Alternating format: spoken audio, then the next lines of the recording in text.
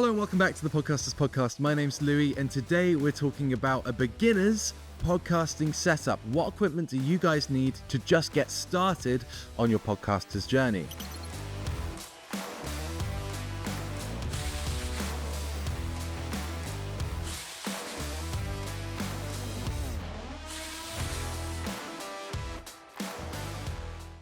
Now, in Peterborough at Progressive, I run the event where I talk about all the equipment that you might need to get started. So I'm going to recommend to you exactly what I would recommend at the event. I'd say that this is a beginner to kind of intermediate setup. We're not going to go too expensive here. I just want to give you the equipment that I think is, one, good value for money, and two, is good quality to get you started and to do whatever it is that you might need to do in the future. So the place that we always start with a podcasting setup is with the microphone, and I'm going to recommend to you guys this. It's the Samson Q2U.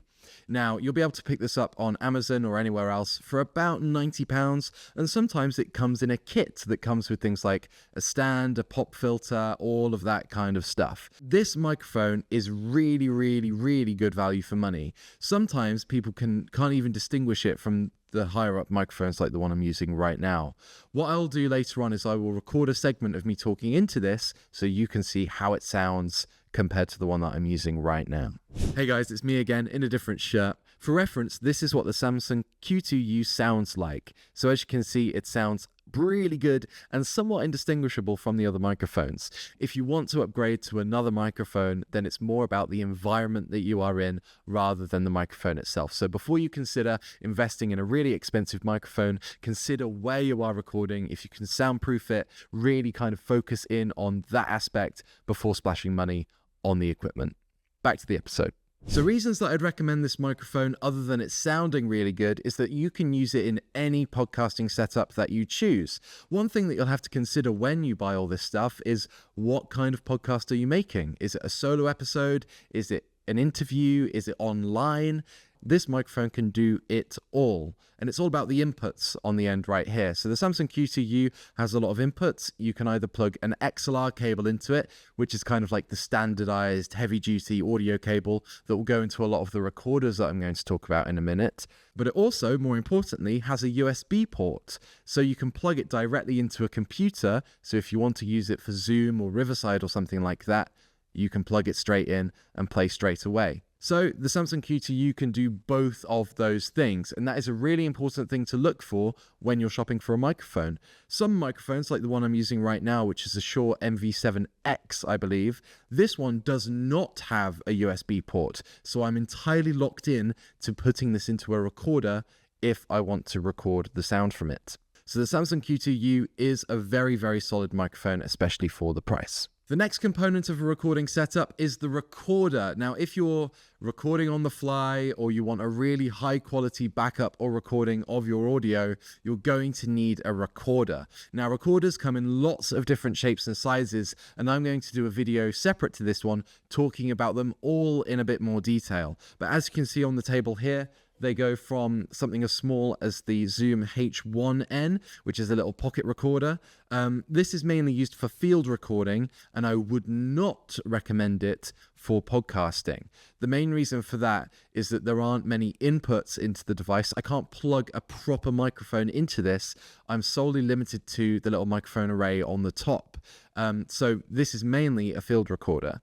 If your podcast is you walking around and you want to be a bit more mobile and you're pointing it at things and using it like that, this would get you by, definitely. And it is the cheapest option available to you guys, but it isn't recommended for a professional or even a beginner podcast setup. Then we move on to other sizes of recorder. So I have here the Zoom H4N here and the PodTrak P4.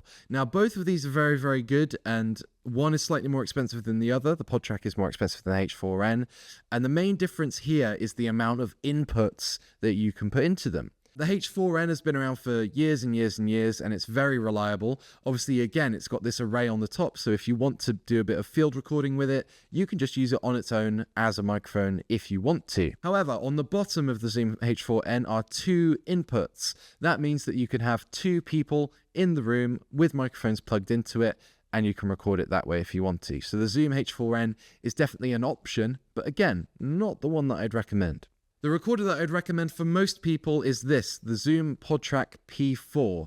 Now this can take, as the name suggests, up to 4 inputs at once. See on the top here, there is 1, 2, 3, 4 microphone slots. There's also slots to plug other things in like a phone if you want to, but I'm not going to get too deep into that right now. On the device itself, it has dials to control all of the microphone's volume inputs and the headphone gain as well. So you really have control over everything. There's also the option to add like sound effects if you really want to. I imagine a lot of people won't want to do that. The reason that I recommend this over any of the other things, obviously, as I said, it can take up to 4 people at once. So even if at the moment you're just thinking you want to do things by yourself, if you ever decide that you want to add more people into the mix in the future, this will cover all of the bases that you want. So up to 4 people, like I said. So I'd rather you spend a little bit more money now than buy a recorder then and a recorder later on when you choose to upgrade. So this is why I recommend the Zoom P4. It can record all microphones either together as a single track or separately, so you really have full control coming out of this as to what you want to do with it when it goes to editing. So that's why I recommend this one. So we now have the 2 main elements of a podcasting setup, the microphone and the recorder. We've got the Samsung Q2U and the Zoom PodTrak P4. Now we just need to plug it all in and make sure that it all works. And that requires a few more bits that you might not consider. So the first thing that you guys are going to need are batteries. Lots and lots and lots and lots of batteries. Now, the microphone doesn't run off any batteries. It powers itself through the power from the Zoom itself or the computer.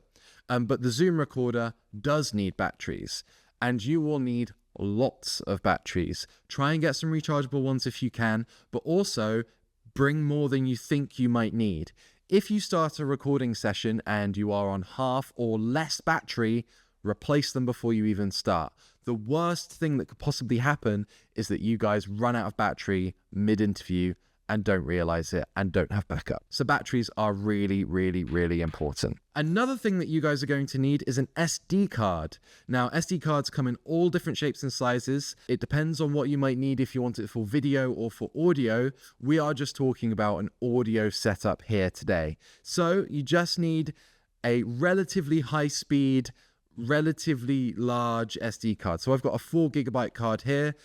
An 8GB, a 16GB would be fine. What I have found is in some recorders, if you buy an SD card that's too big, we're talking 128, 200, etc. gigabytes, it's not compatible. So just get something that's appropriate for your setup. A 4GB SD card is going to give me some, like at least a few hours of recording, so it's not something to worry about. Just get something that is decent. We obviously recommend something like SanDisk. All right, so there you go. So you want to start a podcast, but you don't know how. First of all, like and subscribe and have a look around the channel. There's lots of useful videos to help you on your way to starting, scaling, and thriving in your podcast career. Also, did you know that we run a 3-day event over here in Peterborough called the Podcast Profit System? Come join us in a room of like-minded individuals, meet the progressive team, learn how we do things, and there's a free lunch thrown in as well.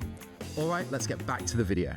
It's worth mentioning, by the way, that we're not affiliated with any of these brands, so it's just our experience from working with hundreds of clients over many years. This is what we found works and is good for kind of a beginner into intermediate level podcaster. So you're going to need to be able to plug this in some way, shape or form. And obviously, if you've got multiple people, you'll have multiple microphones. Remember, you just need the one recorder because that can take up to 4 people at once. But you're going to have multiple microphones and you're going to need to plug them in. So in order to do that, you will need an XLR cable, which is this thing right here. So an XLR cable obviously has a male and female input. One end goes into the microphone, one end goes into the recorder. You will need one of these per microphone, so just to buy accordingly. Get long ones. Obviously think about your space. You don't want anything that you're going to be tripping up over, but you do want flexibility. Maybe you want to hide the recorder under a desk or something, and you want to be able to reach everyone that is around it, so just consider the length of cable that you might need. The next thing to consider is a microphone stand. Now these come in all different shapes and sizes, and obviously depends quite heavily on your setup. So in a space like this, for example, I've got this pretty hefty microphone stand that sits on the floor. It's big, it's cumbersome, but it gets the job done. And the main purpose of a microphone stand is to get the microphone away from any surface that's going to vibrate or send kind of reactions into the microphone. So a stand like this is really good if you've got space for it. Also, you've got the big arm microphones that can come round. You might have seen a few really professional podcasters use those. Very expensive, but very good. Other alternatives include stands such as this one. This one just sits on the desk like this, and you screw the microphone onto the top. Problem with this is that obviously if you move away from the desk, you're not going to be able to talk into it properly. It's not very movable. Obviously you can move it around the desk like that, but it doesn't bend, it doesn't twist, it doesn't do anything like that. Also, it's fixed, or it's on the desk. So any vibrations, any taps, any movement, it's all going to go through the microphone. So this is an option, but it's not entirely recommended. Another option we have here is something that might clamp onto a desk. This is just a gooseneck thing. This is my personal one from my desk at home. So it just bends, it twists into place, and it clamps onto a desk. So maybe if you're doing a home recording and you want something that's movable, flexible, and also this wobbles, so it kind of dampens things a little bit, this might be an option for you, and it's cheap as well.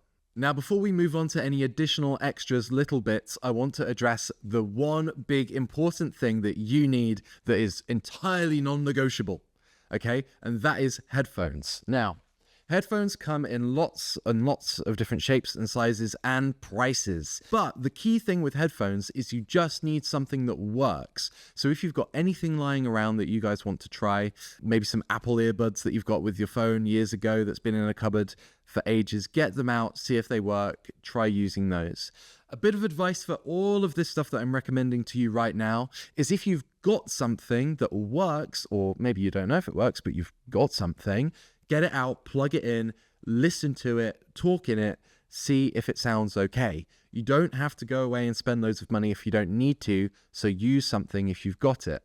As with headphones, like I say, it just needs to work. The reason that we need headphones is to monitor the recording. Obviously, if it's just you doing it, or if it's you and a guest, you're going to be the people that are solely responsible for monitoring the recording. So you both need to be wearing headphones that are plugged into the recorder. Now, you might say to me, well, Louie, I don't want to wear headphones. They make me feel uncomfortable. Well, I'm sorry, but if the recording breaks, if something goes wrong, if there's feedback or a buzzing or a humming or a plane goes over or whatever, and you don't spot it, you're going to waste so much time and energy re-recording stuff. So please, please, please wear headphones. Obviously, in the studio here, I've got Jamie and he's listening to it for me. He is the one wearing the headphones. Obviously, if you can afford someone to sit behind the camera and listen to it for you, that is amazing.